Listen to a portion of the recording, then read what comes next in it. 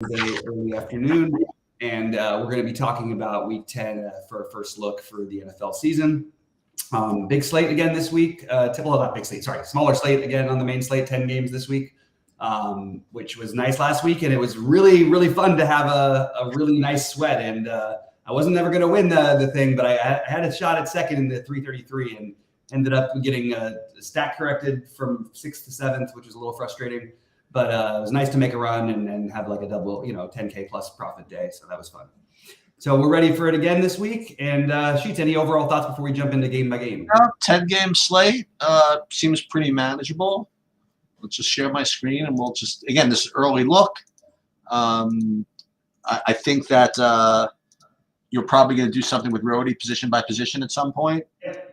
And then on Sunday, at the final projections, we're going to go live and talk about what we're doing. We're going to have Thursday showdown slate content of some sort tomorrow. And at some point between now and Saturday, maybe today or tomorrow, maybe tomorrow, I'll be pretty – I got a lot that I can do tomorrow. I'll put up like an early Sabre sim run of lineup or something like that. Mm-hmm. But, yeah, let's just get started. We have Cleveland-Baltimore first. Cleveland-Baltimore.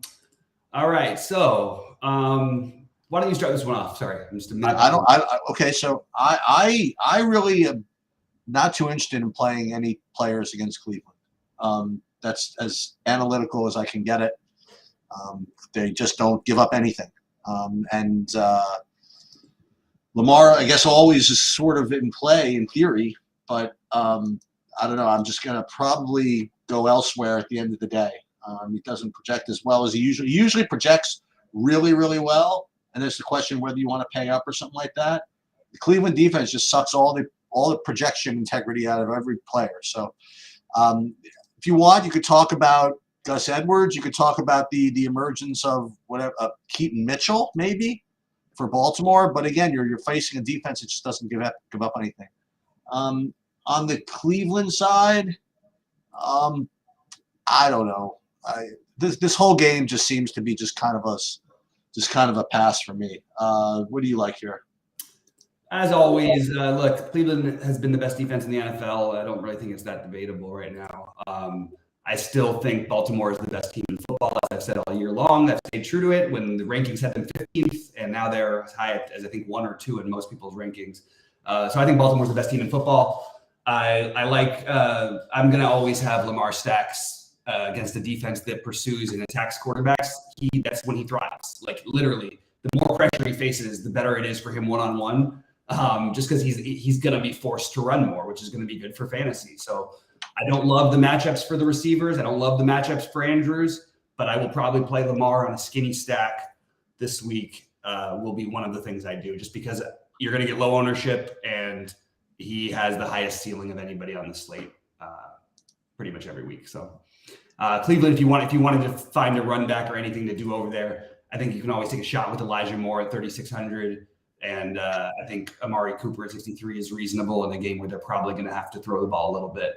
But yeah, like you said, not a game that just jumps off the page as trying to target. But then again, neither do a lot of these. The way this slate looks to me is that there's 3 or 4 games that just kind of dominate the stacks that I think people are going to want to go to. And the way you're supposed to approach it is to either just go super duper heavy on those or just kind of like close your eyes and try to pivot off them somehow. And the first one that I imagine is going to be just get a lot of love for good reason is this Houston-Cincinnati game, which is next. I mean, you saw what Stroud can do. You had a slate where what's his name? Singletary was supposed to get all the work or whatever, and he was pretty well projected point per dollar, and their team scored 400 points and didn't need him at all. So the Houston side, we know we want to play the Tank Dell, the Dalton Schultz, the Nico Collins, and the CJ Stroud, and then obviously Cincinnati is in full gear right now, and everybody on that team, presuming he plays, obviously like Chase, Higgins, even Tyler Boyd. I mean, you prefer someone to be out to play Tyler Boyd, but he's only 4,600. Mixon, if you want. So this game seems to be one of the more obvious targets. Yeah, Chase is going to be so crazy high owned as of right now. I don't know if it'll stay this way. I think the It's team. not. It's not. Remember, the SaberSim stuff takes the Yeah. showdown slate ownership projection. Yeah, but So even his projection is higher than like we've had for anybody outside of Tyreek Hill this year. Like uh, he's got a pretty massive projection. I got him at 20. Yeah, 23. Yeah, and then Sabres got him at 24. But so basically, they have him at, both you guys have him as the highest projected player on the slate, and he's not the most expensive. So I think that's going to make him pretty popular either way. I do think that first of all, I think this game is totally a good game stack. I would say a little bit of concern I have about it is that I think Cincinnati's defense is back too. So it worries me a little bit, but Cincinnati, like you can play the stacks, but I think you could also just play T. Higgins as just a one-off play, and I think you could play Tyler Boyd. I think they're all good, and I think that on the other side we have Robert Woods questionable, which is probably the most important thing on the slate. 2 weeks ago it didn't work because we didn't, everybody was trying to play those guys. For some reason last week everybody else got off of all the receivers except for Collins, and Tank Dell and Noah Brown went nuts. Yep. Even if Robert Woods plays, why wouldn't they continue going back to some Noah Brown? It's pretty brutal. Remember 2 weeks ago when we had this, that we were there at 11 o'clock, and I was saying I have like 40% CJ Stroud in Houston. And Noah Brown was going to be the guy to win everybody the $1 million, and that was going to be my hot take of the week. You just had to fast forward 1 week. You just needed one in a different week. I know, man. It's a bummer because this does feel like another good spot. And regardless of what you think, like regardless of whether Woods plays, Tank Dell is a good play either way. He's a really, really he's clearly got a rapport going with Stroud. The kid's really talented, and 5,500 feels like a good play either way. But yeah, this is one of the games you want to target, and I like all the other stuff. I think that it's worth noting. Well, I guess maybe it's not. Irv Smith is really cheap at tight end. Dalton Schultz is probably, is a real play at 4,900, but probably a little bit higher than I want to go. But yeah, I'm heavy on this game as of right now. So San Francisco, Jacksonville with some weather. What's that? Potentially with some weather this game. Okay. What do you want me to go first? What do you got here? That's fine. San Francisco, Jacksonville. I think Debo's back. So got weapons. Jacksonville's got some weapons. San Francisco has a good defense, but I think this is the game that's the possible pivot off of the obvious ones. I think. I don't even know what the ownership is here. Obviously, McCaffrey is going to be highly owned because he's basically by contract with the NFL been penciled in for a touchdown a game minimum. Minimum, yeah. So you're starting with a floor of a touchdown and 20 fantasy points. It's kind of tough to fade sometimes. And I don't know if I want to fade him. If you want to know the truth, but we know where the Jacksonville production is going to come from between Etienne and what's his name and the two receivers. To remember the names, I don't know why I can't do it right now. But Kirk and Ridley. Sorry. And San Francisco, you could play Ayuk, Debo, Kittle. Now again, like with Debo back, it's not as if anybody's going to get like particularly high usage, but I think this game can actually deliver somewhat. So this is going to be, I would identify this game as kind of the pivot off of the obvious ones, and maybe that's not even going to be particularly hot take. Because I'm looking at this, I'm seeing Travis Etienne 20%. Maybe this game's going to be really popular at the end. I mean, you have McCaffrey at 20, Etienne at 20. Are people really playing this game? I wasn't anticipating this. It's the third highest total on the slate, and there is a perception all the time with San Francisco, especially, that everybody seems underpriced because they are for their talent level, but it's because there's so many other guys. It could be, you know what I mean? You've got McCaffrey, you've got Ayuk, you should have Debo back this week. You still have, George Kittle, obviously. So I actually think this game is going to be popular. I'll probably play a lot of the Jacksonville defense this week. They're 2,400, and I will probably be underweight this game as of right now. I'm going to wait till a little later in the week to decide for sure. But as of right now, my plan is to be a little bit underweight. slightly prefer the Trevor Lawrence side of the passing game to Brock Purdy, but I think both sides are totally fine. They're very cheap. And like you said, with Lawrence, you know who to pair him with. With Purdy, it gets a little bit tough because I guess Debo's the most natural, but maybe you just go back to Ayuk or maybe you go to Kittle. It's a little tricky to figure out the Purdy pairing, and Purdy's supposed to have some ownership. So we're going to have to figure that one out a little bit later. But for right now, this game, if it's going to be too chalky, I'll probably get off of it, especially because it's supposed to be blowing like 30 miles an hour, potentially. If that happens, I'll just focus on the running game. Either way, Etienne is a strong play. And obviously, without even having to say it, McCaffrey is a strong play. Yeah. So New Orleans, Minnesota, I'll start with this one. So for those of you who, and I have a question to ask you. So for those of you that were there at the 11 o'clock thing on last Sunday, one of the first guys, not one of the first guys, but one guy that Bobby kind of like not led with, but he just said reflectively, like, why are we not playing Taysom Hill, right? And so I guess I want to ask you, seeing he scored 20 fantasy points, did you have him in your 333? Not in that one, no, because my other tight end scored 30. I used the K Dot. Well, K Dot had 27 and he was 3K. But the fact is, I mean, like, yeah, the usage is great. As sure as Christian McCaffrey is under contract to score a touchdown every game, yeah. like Taysom Hill is under contract to have the opportunity to score 3 touchdowns every game. Right. When you get not that he's actually going to do it, but how many tight ends do you have? Like have legitimate like passing TD upside, and running and rushing upside, like more so than the catching upside. It's kind of ridiculous actually. So I'm going to put him in. I don't know what he projects. I don't care. Like he's going to be in the pool. As far as the game goes, so it's crazy because like he's going to project terribly again, and I don't know how people aren't catching on to this. That's what I'm saying. I'm just not going to care. Yeah, absolutely. Now the other part of this game is pretty weird, because Josh Dobbs like got shipped to Minnesota. He literally didn't even know the plays. And he was put into the game, and he was like the best quarterback in the universe for like the second half, right?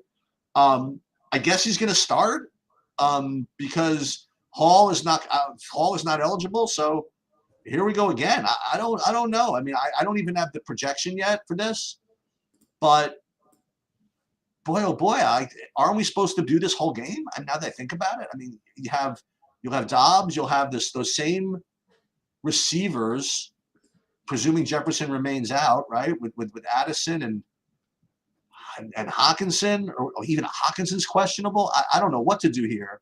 And on the Saints side, you go back to Olave, who's cheap enough. Thomas, again, I don't like him really, but Rashid Shaheed. I don't know. Maybe this game I didn't pay enough attention to, but not to mention Kamara. Yeah, I don't know. Maybe this game's gonna be popular at the end of the day. Now that I think about it. Yeah, there's no way you're going to talk me into play. Like nobody's going to talk me into playing either quarterback. Okay. I don't even think that's even. I really think people can. Look, Derek Carr may win something for somebody sometimes. People play him as if he's the way they score. Like every time you get the ball to the 10-yard line, the fact that it's all Taysom Hill. Yeah, get out of here. Use Taysom Hill as your quarterback stack. Like that's what I was saying. Yeah. But yeah, I think this game has some plays in it. I don't think I have no interest in either quarterback. I think in order, I think Kamara looks like an awesome play. I think Hawkinson on the other side looks great.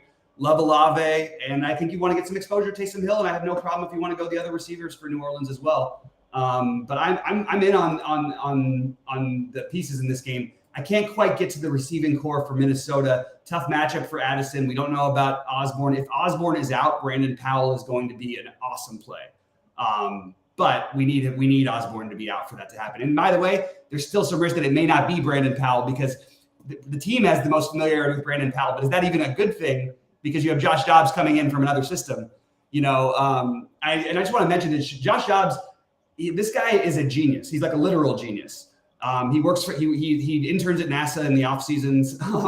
He's literally a rocket scientist, and I expect him to pick this up. So I'm not expecting this to be just a bloodbath and play the New Orleans defense and think they're going to get after him. Josh Dobbs is a completely capable quarterback, and I think this, that's why this game has some appeal. So, but again, no quarterbacks for me. Just the rest of the pieces are interesting here. Are you going to try and make Kenny Pickett argument?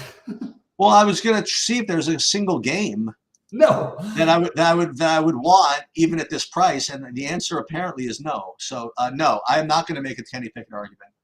I'm just going to kind of make an argument this game is a pass. That's what I was going to say. I like Deontay Johnson. He just gets so much work, and you don't need Pickett to have any kind of a game to pair with him because he's getting it all through PPR stuff. And hopefully he gets in there for the touchdown. Watson is questionable. If he's out, Jaden Reed and Romeo Doubs are in play. So I put Reed on here already. I'm just going to assume that. And I'm going to go right back to Aaron Jones being a strong play at running back. They really used him last week. He didn't have like a monster game, but he had, plenty of work and a touchdown. And I think that in Pittsburgh, they've struggled a little bit against the run this year. So that's pretty much it. Deontay Johnson, a little bit of Jones, a little bit of Reed. All right. Next up, Tennessee, Tampa Bay. You got the two. This game is one that I have to say, I was initially like, what can we try to find a way to do here? Because part of the reason I did that triple stack so much with Houston last week was because I was trying to expose the fact that Tampa Bay is, if you're going to beat them, you're going to beat them through the air. You're just not running the ball much on them. And Singletary became the popular play, so it made it even a better play.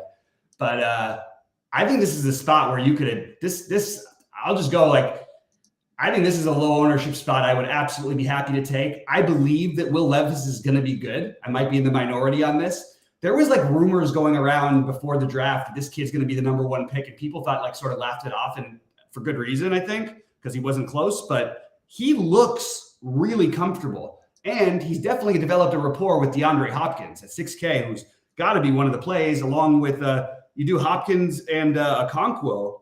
I think that's a really solid little stack, and you run it back with, again, it's a pass funnel defense for Tennessee. You run it back with Chris Godwin or Mike Evans, who are going to be unowned, and maybe Mike Evans gets in the end zone, which he just I needed to happen for me last week. So I'm not interested in the running pieces of this game, which other people are going to have some. I want the passing pieces, and I think it actually makes for a decent game stack. I know that sounds. These are the two teams that you don't want to run against, but you want to pass against. Exactly. So seems fair enough to me. I know you don't like playing Baker Mayfield, but I mean, I'll play Baker. I like playing Baker. But he's got to be in play this week. I think that like you said, I mean, Hopkins. This is where this is where a rookie quarterback would like to throw the ball to basically a Hall of Fame receiver, right? That's kind of who can still get downfield, by the way, So yeah, I think that now that I'm looking at it, I think this game is pretty good. And if people decide they want to play Rachaad White, that's going to be without my money on him. Not in this spot. And I think likewise with Derrick Henry, I wouldn't play him either. I really think that this could be one of those stupid games where the flow chart people just kind of get there and just and we just the run funnel and this, then maybe both teams just try to pass this. And by the way, who was one of Will Levis's real vocal supporters before he was when they announced that he was going to possibly have to start? Peyton Manning actually came out with some incredibly positive things about him. And he knows a little bit something about the quarterback position. So again, this could be the one. Yeah, I think this is a really, really sneaky game. And by the way, why not? We've seen Tampa Bay already they've been in 3 Millionaire Maker winners out of the 9 weeks so far. Why not make it number 4? Okay. So we have the triumphant return of Kyle Murray to Arizona, playing Atlanta. And this game is just ripe with Q tags. Let's see. We have everybody. We have Drake London will be back on the field. We have DeMarcado he didn't play last week. With the exception of maybe being a glutton for punishment and taking a shot with Bijan Robinson, I'm probably gonna have to wait for an opinion on this game. I'm probably just gonna be on the sidelines for this one for now. Yeah, to be honest, I like Bijan Robinson, but the ownership is a little disturbing. The guy never gets there, and he's 20% every week. Yeah, and because they just won't give him the. I don't understand what Atlanta's doing. Give him the ball. This guy is you drafted this guy as the 8th overall pick in a year where we supposedly don't have running backs that matter anymore. This guy's the most talented guy to come out since Saquon. let him get some Saquon work. By the way, Algier is probably in play at 4,700. That's who's going to get the pounding work, and they could pound the hell out of Arizona depending on what Kyler shows up. You have really cheap receiving options with Drake London, and on the other side with Marquise Brown or Rondale Moore. I like it all. It's a secondary game stack for me, but I'm definitely in on having some of it. I don't know how I want to do it yet. You'd think Trey McBride and Rondale Moore with Tyler, or you'd think on the other side. I don't think I want to play Heineke, but I'm okay with the London or the Pitts. That's pretty much all I've got here. But like I do think it's an interesting contrarian game stack. Boy, a lot of good afternoon games again. Yep. Let's just get started with it. I mean, this is. Yeah. I mean, there's two of the last three games are really, really good, and one is awful. At least on one side of the field. So Detroit, LAC. I mean, same story, same guys. Let's start with Detroit. You have Gibbs, running back. 7K seems expensive, but I don't know. St. Brown, 8,300 looks pretty good. FYI, Montgomery, if he's back, he may be back, and that could. Oh, he might be back. Okay, so obviously, if he's back, we're not going to play. Yeah, we're not going to play Gibbs. We might play Montgomery. Yeah. But I'm unfortunately, Mr. Bobby. I'm just kind of pot committed at this point. Yeah. So I'm going to be playing like a couple of percentile points of the once aforementioned Jameson Williams. I think every week until I lose all my money. I think. So I'm going to be on that. And then on the LA and listen, the other guys in Detroit, obviously the more obvious kind of like cheapos, like Khalif Raymond at 3,100. Like I think, by the way, that you could play like you wouldn't do this obviously on a big slate, but if you make sure you have if you played Showdown of Detroit, for example, you have at least one of Jameson Williams or Khalif Raymond in your lineup.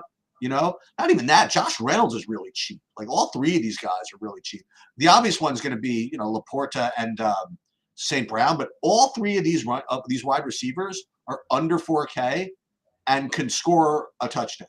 You know what I mean? Like, and can score points. So I don't know. This seems like a pretty high scoring game. Even though, listen, Detroit has a good defense, and I'll tell you what, the Chargers looked like crap the other day against the Jets. Now, listen, it was against the Jets or whatever. Yeah. They got most of what they got was from their defense, but nonetheless, I mean. Is this an upgrade in their matchup? And I don't know whose defense is better, but both the Jets and defense is better. Yeah. So in any case, Keenan Allen 8,800. That's a lot of money, as far as I'm concerned, against a pretty good defense. Quentin Johnson busted a lot of people in Showdown at 4,100. I would take a shot maybe and go back with him. Davis delivered for the Showdown people with the double shot. He returned the kickoff for a touchdown, and if you pair Davis with the defense, you were in business. You know who got some targets? The Guyton got 2 targets. I forgot that he was on the team. Yeah. When they're trying to figure out what to do with Mike Williams out. So like 2 weeks ago, the Simi Fehoko was in for like a whole bunch of snaps, and he didn't play at all pretty much the other day. Saw a little bit of Guyton. Quentin Johnson. I'm just listen. This is not really main slate stuff, but Eckler, 8,400. I don't know. It feels a little bit expensive. I think Everett at 3,900 and Parham. I think they're a little bit better. I still think I'm going to go for the passing game with the Chargers. But I think this game is probably pretty good. I guess that's all I have at this early hour. Yeah, so I love this game. This is actually going to be the game that you'd think everyone would play, but will actually be sneakily low owned. That's interesting. Because no one's going to play Keenan Allen this week. The Chargers just threw the ball the second fewest times they have all year. I hope they don't get it in their head that that's the way to win. It's just because they were beating the hell out of the Jets and they didn't really need to do much to win that game. They looked bad and they didn't throw the ball really. Keenan Allen, I will go right back to that. I will try to get Keenan Allen and St. Brown together. I'm a little lower on Eckler than the field. It's kind of weird to me because I've got it sort of backwards. Like I want to play the receivers more than I want to play Eckler here. But there's less good running backs this week, so it's a little tricky. All I can say is there's not a player in this game I won't be overweight on. and that includes Josh Reynolds, Jamison Williams, will be in a bunch of my lineups. I don't care, guys. I really don't need to hear it about, oh, why you guys keep burning money with this? Because the times when it hits, it's going to pay out itself and then some. You know what I mean? You got to just sort of, it's the Noah Brown. It's going back to Noah Brown last week. You know what I mean? It's going for that. You're just taking a shot. And as you mentioned, if you're not playing him, you can use Josh Reynolds. I am going to go back to Quentin Johnston, and I might even throw in some Jalen Guyton. I will have exposure to both tight ends for Chargers, Parham and Everett, and I will be very heavy on Laporta. I love that this game is going to be lower owned than, and it's hard to stack it, but not if you can use Jamison Williams and Johnston or Guyton. And that's sort of what you need to do, but no one's going to do that. So I'm very, very in on just being way overweight this game. This is my priority of the week. I've been waiting. If you don't have it in you to play 20% Jamison Williams on main slate, you play the afternoon slate. He's going to be like 1% owned. You know Absolutely. What I mean? You know? Agreed, 100%. And it could be one of those things where he's 1% owned in the classic and like 1% owned in the four game or two. I mean, it's possible. Right. Absolutely. All right. So next up, you have New York and Dallas. Yeah, you have Dallas is minus 16 points and a 36-point total, which means carry the 3, 26-10. That's the projected thing. Okay, so what do you do there? So if it's 26-10, probably don't want to play anything on the Giants. If it's 26-10, you might be able to play something on Dallas. So it's the same thing about like projecting blowouts and stuff like that in the NBA. If someone's going to be either responsible for the blowout or going to be in regardless of the blowout, then you can kind of ignore it. So if you want to play something like CD Lamb, it's gonna be, I don't want to say low owned, because right now I see 18%. But I think it is going to kind of go through the industry that they're not going to need CD Lamb because the Giants won't press him and stuff like that. Doesn't mean he can't score 2 touchdowns and get 110 yards. Right. I do feel as though it's going to be more of the game where Dallas just kind of just spreads it around and gets people their work, their love, whatever it is. Maybe Michael Gallup will finally get something, for example. But I think the real question in the slate is what you want to do with Tony Pollard, right? Because you have a 16-point favorite, and when you have 16-point favorites, you want to play the running backs and you want to play the defenses in theory, right? Right. And so if they do get if they do get a 21-point lead, then they'll use Pollard at least for the last third quarter to try to close the game out. And Pollard could use a good stat game, So maybe they give that to him. I think that's possible. So I don't know where his ownership's going to come in, but it's obvious. It's an obvious theoretical play that you want to make. Defensively, I mean, I actually think the Cowboys at 4,400 is too low. I don't know if you can make it work. In a vacuum, they're too low though. I mean, like DeVito is just the worst. Okay. Well, that was the nuts from last week too. Remember we talked about the situation. You paid up for Cleveland. You got it up, right? Right. But Dallas, I mean, like DeVito is not even like a reserve quarterback.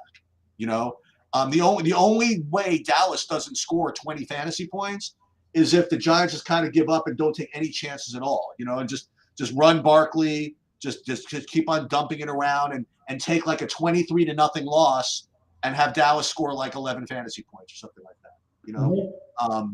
So I don't know if you can make it work construction wise, but I find it very difficult. I mean, how many sacks are they going to have? You know what I mean? Like if the Giants actually try to have to throw the ball, which they're going to have to sometime, you know what I mean? They're going to be down and they're going to spend a quarter trying to pretend they can come back before they finally give up, and I don't know. I mean, I don't like playing $4,400 defenses, but that seems to be what you're supposed to do. Mm-hmm. Yeah. Man, this is it feels like a natural try to play the defense and Pollard, but I don't even know, man. Like, yeah, right. I mean, like, it's feel like I don't even know what I was going through so many thoughts with this game that I'm like, should I play DeVito? Like, just to get so weird because he's so cheap and you can do kind of whatever. Like, but no, it's just kind of crazy. I don't know, man. I really am having a hard time, and I have a hard time with the Giants receivers in general, obviously.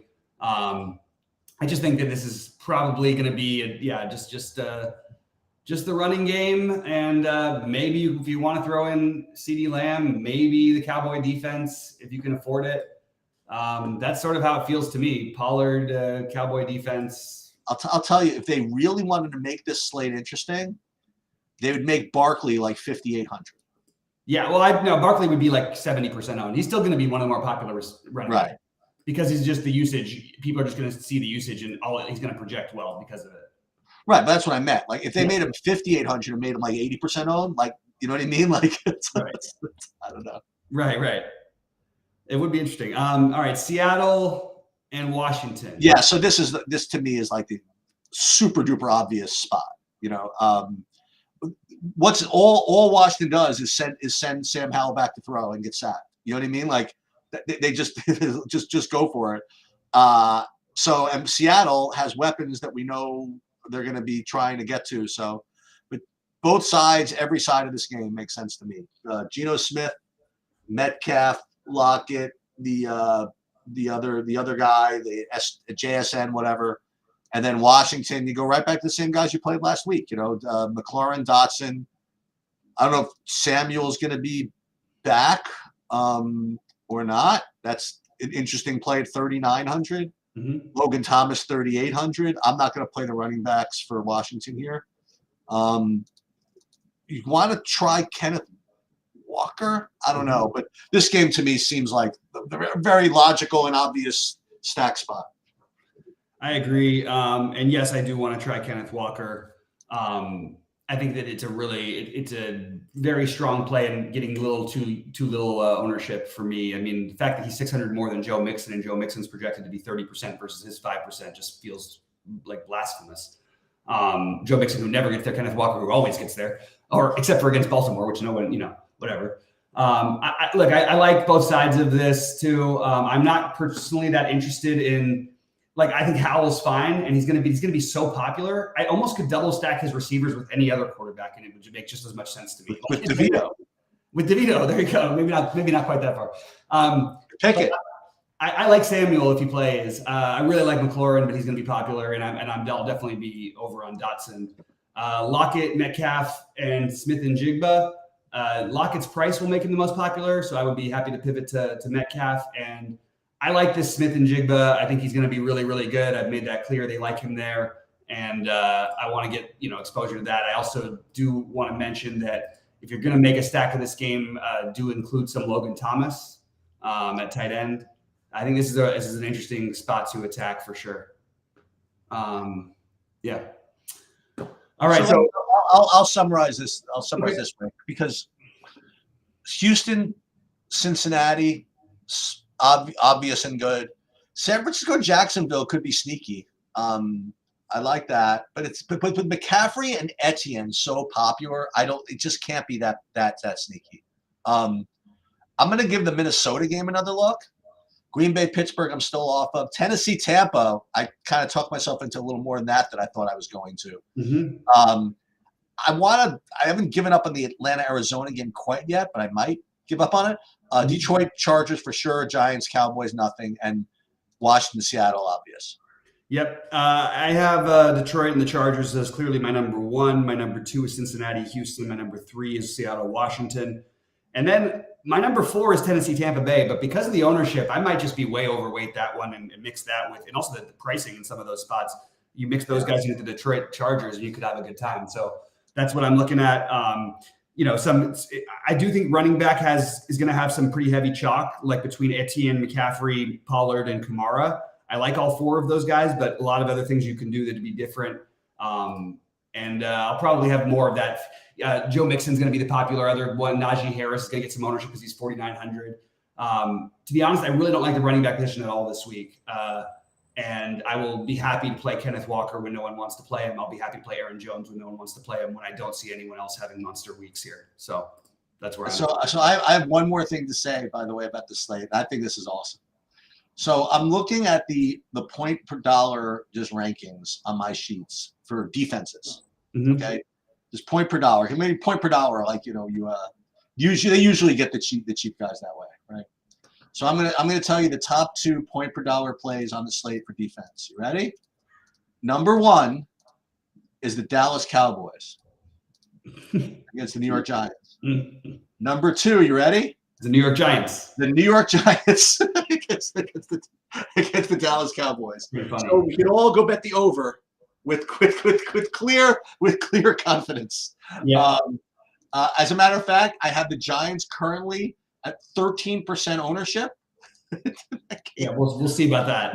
Yeah, we'll just see about that. It's like when you're the last time Dallas can take no chances and pound the rock. You know what I mean? Like it's they got like negative 10 points more than that against last time they played Dallas. Ooh, but you know what does look good, by the way. My third highest one is the team that you mentioned, Jacksonville. Jacksonville's my favorite. Yeah, I like that they actually do score as a defense. Like this is not a fluky thing. They get after it, they get pressure. They're a good team, and Purdy can make mistakes on throwing off his back foot. And they're gonna have. And San Francisco's gonna have to do. You know what I mean? That game is gonna be a good game.